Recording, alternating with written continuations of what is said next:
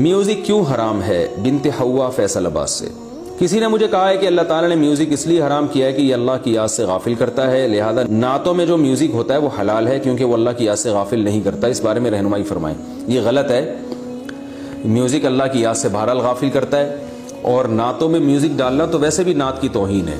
آپ صلی اللہ علیہ وسلم کی تعریف ہو رہی ہو تو اس میں تو بڑی ادب اور تمیز کے دائرے میں رہنا چاہیے۔ میوزک سے کیا ہوتا ہے، انسان کا تھرکنے کا دل کرتا ہے۔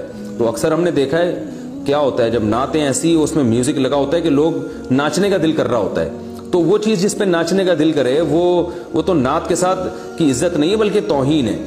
رائے یہ مسئلہ کہ میوزک اللہ کی یاد سے غافل کرتا ہے، تو اس کی سب سے بڑی دلیل یہ ہے کہ اکثر میوزیشین لوگ تلاوت اور ذکر سے غافل ہیں، اور میوزک سننے والے لوگ تلاوت اور ذکر سے اکثر غافل ہوتے ہیں۔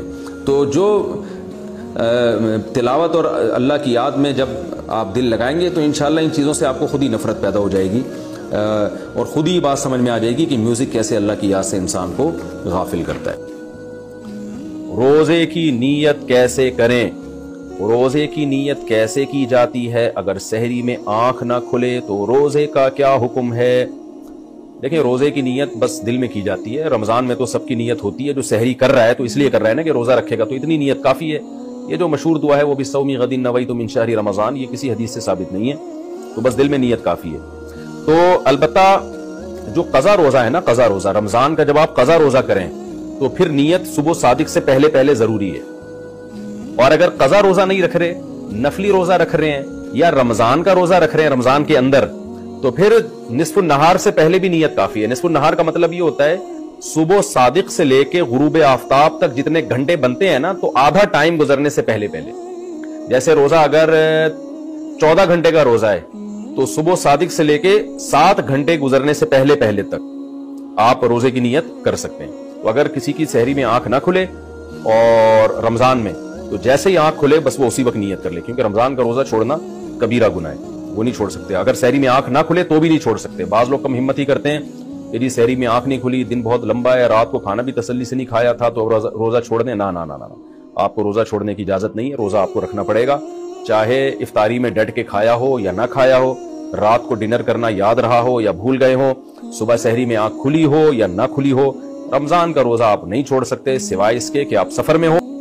روزہ ٹوٹ جانے کے بعد دن میں کھا پی سکتے ہیں؟ کیا روزہ ٹوٹنے کے بعد مثلاً الٹی سے روزہ ٹوٹ گیا تو کیا اس کے بعد دن میں کھانے پینے کی اجازت ہوگی یا نہیں؟ شاہ رخ صاحب پشاور سے۔ الٹی سے روزہ نہیں ٹوٹتا، پہلے تو یہ ذہن میں رکھیں۔ الٹی سے روزہ 2 شرطوں کے ساتھ ٹوٹتا ہے، ایک تو منہ بھر کے الٹی کی ہو اور جان بوجھ کر خود حلق میں انگلی ڈال کے الٹی کی ہو۔ اگر حلق میں انگلی ڈال کے الٹی کی اور تھوڑی سی الٹی کی تو بھی روزہ نہیں ٹوٹا، اور حلق میں انگلی ڈال کے الٹی کی، ہاں تھوڑی سی کی تو بھی نہیں ٹوٹا، الٹی منہ بھر کے ہوئی مگر خود سے ہوئی ہے، آپ نے نہیں کی تو بھی نہیں ٹوٹا۔ تو خود کی ہو جان کر اور منہ بھر کے کی ہو تو روزہ ٹوٹ جائے گا۔ اسی طرح آپ نے خود تو نہیں کی، ہوئی خود ہے، منہ بھر کے الٹی ہوئی مگر آپ نے اس کو نگل لیا تو بھی روزہ ٹوٹ جائے گا۔ تو جب بھی غلطی سے جان کر اگر روزہ توڑا ہے تو پھر تو 60 روزوں کا کفارہ ہے، اگر کھانے پینے سے روزہ توڑا یا جمع کرنے سے۔ لیکن اگر غلطی سے روزہ ٹوٹ گیا، دیکھیں بھولے سے ٹوٹے گا تو روزہ ٹوٹتا ہی نہیں ہے، بھولے سے کھانا کھا لیا، پتہ ہی نہیں تھا، یاد ہی نہیں تھا روزہ ہے۔ لیکن غلطی سے اگر روزہ ٹوٹ گیا، مثال کے طور پر آپ کلی کر رہے تھے اور پانی سنبھلا نہیں اور روزہ یاد تھا آپ کو مگر وہ پانی غلطی سے حلق میں چلا گیا، تو ایسی کنڈیشن میں بھی روزہ ٹوٹ جاتا ہے۔ تو کیونکہ یہ بھولے سے نہیں ہے بلکہ یہ غلطی سے ہے، یاد تھا آپ کو روزہ لیکن احتیاط نہیں کی آپ نے اور پانی چلا گیا، تو ایسی غلطی سے جب روزہ ٹوٹتا ہے تو کفارہ واجب نہیں ہوتا، لیکن روزہ بہرحال ٹوٹ جاتا ہے۔ تو ایسی صورت میں ایک قضا کرنا پڑے گا، لیکن بعد میں کھانا پینا جائز نہیں ہوتا۔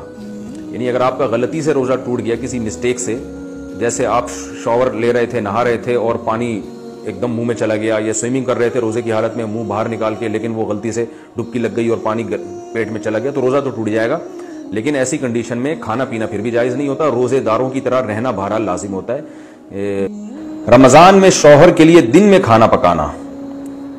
زرین کاشف فیصل آباد سے۔ میں اپنے شوہر کی دوسری بیوی ہوں، میری شادی کو 2 سال ہوئے ہیں، پہلی بیوی کا انتقال ہو گیا ہے جس سے شوہر کی 2 بیٹیاں ہیں، بڑی بیٹی 19 سال کی ہے۔ میرے شوہر اور بڑی بیٹی کو 2 سالوں سے میں نے شوہر اور بڑی بیٹی کو 2 سالوں سے روزے رکھتے نہیں دیکھا۔ میں ان کے لیے ناشتہ بھی بناتی اور دوپہر کا کھانا بھی بناتی ہوں اور وہ ہمارے ساتھ افطار بھی کرتے ہیں۔ کیا میرے لیے روزے کی حالت میں ان کے لیے خدمت کرنا جائز ہے؟ جبکہ میرا اس چیز کا بالکل بھی دل نہیں کرتا۔ نام اناؤنس نہیں ہونا چاہیے تھا ایسے موقع پہ، خیر اب ہو گیا ہے، انہوں نے لکھا بھی ہے، نام چھپایا بھی نہیں ہے۔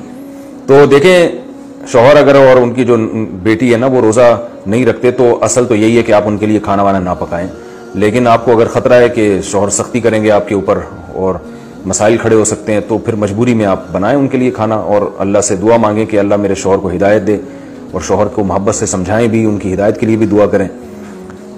حقیقت تو یہی ہے کہ جو روزے دار ہوتا ہے اور گھر میں کسی نے بلا شرعی عذر روزہ رکھا ہو، اس کو کھلانے کے انسان کی طبیعت مائل نہیں ہوتی۔